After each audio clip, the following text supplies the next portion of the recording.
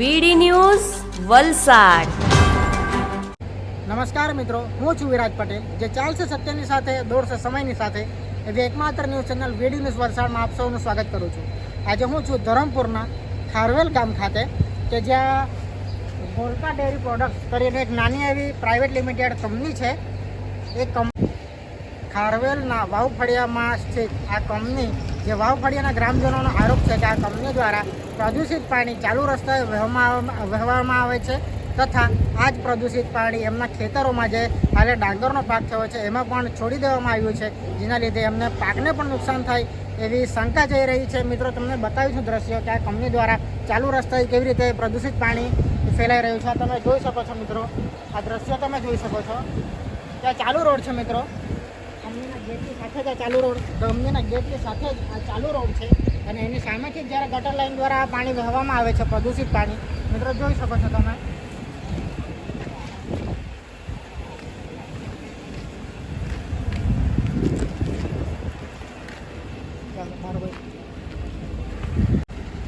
મિત્રો, ગટર લાઈનની કે એવી પણ કોઈ પણ સુવિધા નથી. ડાયરેક્ટ જ કંપની દ્વારા બહાર આવું પ્રદૂષિત પાણી એ છોડી દેવામાં આવ્યું છે, જેના કારણે કદાચ રોગચાળો ફેલાઈ શકે એવી પણ શંકા છે.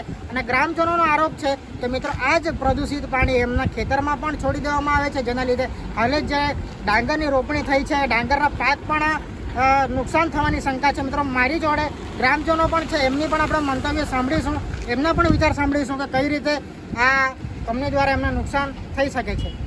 તો સર, શું નામ છે આપનું? ધનસુખભાઈ રમણભાઈ અટારા. આ ગામના જ રહેવાસી તમે? ખારવેલ વાવફળિયા રહેવાસી. બરાબર છે. તો આ જે કંપની દ્વારા જ્યાં પ્રદૂષિત પાણી છોડવામાં આવે છે સર, એ 8-10 વર્ષથી અમારે આ નુકસાન છે. એવું છે? પાણીનું પ્રદૂષણ છે ને મારું ખેતર આખું સાફ થઈ ગયું છે. ડાંગર આ જ પાણી તમારા ખેતરમાં છોડવામાં આવે? પાણી મારા કિયારીમાં ગયા, ડાંગર પૂરું સાફ થઈ ગયું. એવું છે?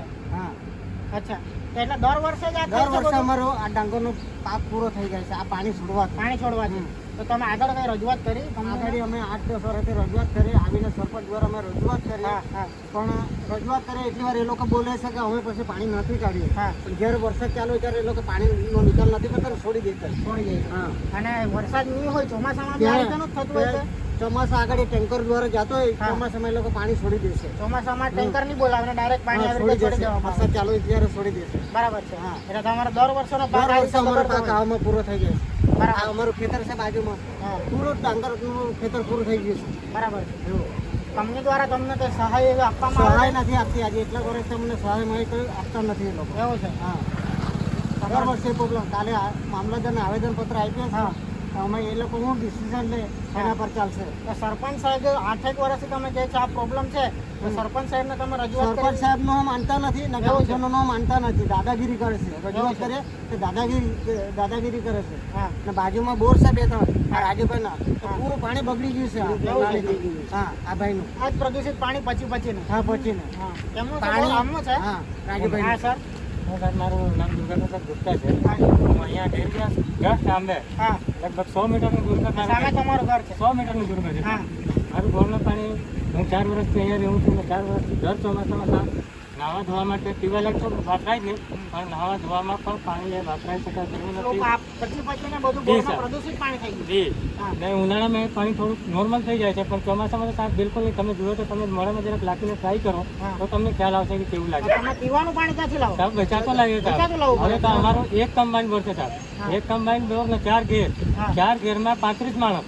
હવે 35 માણસને પીવાનું તમે લાવી વેચાતું, પણ નાહવા ધોવા માટે મેન જે વસ્તુ આવે તેના માટે પાણી આપણે લાવીએ ક્યાંથી? બરાબર. અમે સાહેબ કાલે ગ્રામજનો બધા મળીને અમે કેટલી વખત રજૂઆત કરી. અમે તો હમેનું છું સાહેબ, સવારે પણ આવીને કહી જામ કે ભાઈ તમે પાણી બંધ કરો, આજે પણ આવીને પણ સાહેબ એ લોકો કઈ સાંભળતા નથી. કેટલીક વખત હવે સરપંચને રજૂઆત કરી, સરપંચ એમ કે અમે પણ થાકી ગયા. તો કાલે અમે ધરમપુર મામલતદારશ્રીને જઈને આવેદનપત્ર બધા આપ્યા છે.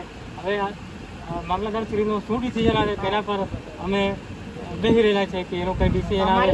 શું આશા છે મામલતદારશ્રીને જે તમે અપીલ કરી કે આ કંપની બંધ કરાવવાની આશા છે, કે પછી આ ગટર લાઈનનો કોઈ ઉપાય લાવે એની આશા છે? સાહેબ, અમારે તો હું પ્રોબ્લેમ સોલ્વ થવું જોઈએ. અગર કંપની ના બંધ કરવાથી કંઈ અમારો પ્રોબ્લેમ સોલ્વ થઈ જાય તો અમને સારું છે. કેમ કે વાત સાચી છે, કંપની બંધ થાય તો એમને અમને પણ કંઈ નથી મળવાનું છે, પણ અમારો પ્રોબ્લેમ સોલ્વ થાય એ મેન કોઈ બી પ્રોબ્લેમ છે. રીતે આજે પાણીનો નિકાલ છે જી problem સાહેબ, થઈ આ જાય. અમારે જે બોરમાં પાણી બગડી ગયો છે એનું શું છે? પાણી બંધ કરવાથી એ કંઈ પ્રોબ્લેમ સોલ્વ તો થવાનો છે હવે 5-10 વર્ષ સુધી એનો કોઈ નિકાલ નહીં. જી સાહેબ, એનો પણ કંઈ નિકાલ થવો જોઈએ. તમને દ્વારા એવું કંઈ તમે અપીલ કરી કે સહાય એવું મળી કે નહીં સાહેબ, અમે સાહેબની વાત જ નહીં કરી, એવું સાહેબની અમે સાહેબ વાત નહીં કરી. અમારો પ્રોબ્લેમ છે તે સાહેબ સોલ્વ થવું જોઈએ. કંપનીમાં તમે કોને રજૂઆત કરો? સાહેબ કંપનીમાં તો સાહેબ અમારાથી જવાય નહીં ને સાહેબ, અમારે અંદર entry પરમિશન નહીં આપે? જી નહીં સાહેબ, અમે વોચમેનને જ રજૂઆત કરી. એવું છે. તો વોચમેનનો શું જવાબ હોય? વોચમેન તો એમ જ કહે છે સાહેબ કે કંઈ નહીં, હું કહી દેવા એમ કે. અચ્છા, ઓકે. જી બાકી જેવું ન તેવું બીજું કંઈ ખાતું નથી. જી જી 8-10 વર્ષથી તમારી આ જ જી problem. ચાર વર્ષથી હું અહીંયા જ રહું સાંભળે જ. અચ્છા, બરાબર. 4 વર્ષથી હું અહીંયા જ રહું સાહેબ, એટલે હું પણ સાંભળે જ જોઉં કે હું થાય ને નહીં થાય.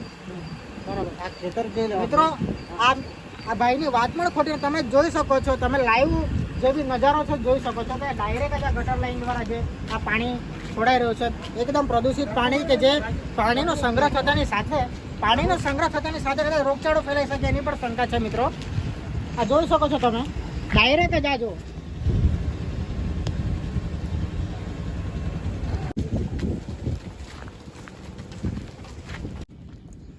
મિત્રો ગ્રામજનોનો એક અન્ય આક્ષેપ પણ હતો કે આ જ દૂષિત પાણી કંપની દ્વારા જે છોડવામાં આવેલું દૂષિત પાણી અમારા ખેતરોમાં પણ જાય છે, ડાંગરના પાકમાં પણ જાય છે. એ પણ હું ખાતરી કરવા આવ્યો છું. તમે લાઈવ નજારો જોઈ શકો છો કે એ જ પ્રદૂષિત પાણી એમના ખેતરોમાં ડાંગરના પાકમાં છોડી દેવામાં આવે છે. મિત્રો આ તમે નજારો જોઈ શકો છો, આટલું અડધું ખેતર, કદાચ માનીએ તો અડધું ખેતર પ્રદૂષિત પાણીથી ઢકાઈ ગયેલું છે. મિત્રો નજીકથી કેમેરામેનને રિક્વેસ્ટ કરીશ, નજીકથી બતાવો તેઓ કે આવા પ્રદૂષિત પાણીમાં ડાંગરનો પાક કઈ રીતે ખીલશે.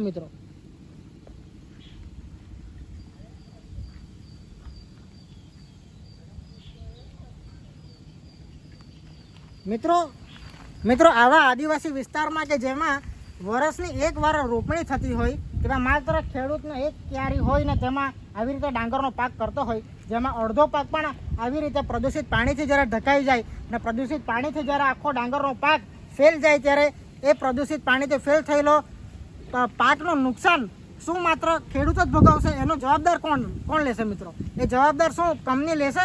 આટલા વર્ષથી 8-10 વર્ષથી જ્યારે કંપની પ્રદૂષિત પાણી છોડી રહી છે, મેં પૂછ્યું છે ખેડૂત મિત્રોને કે એમને શું સહાય મળી છે કોઈ કંપની દ્વારા, પણ એમને કોઈ પણ સહાય નથી મળી કંપની દ્વારા.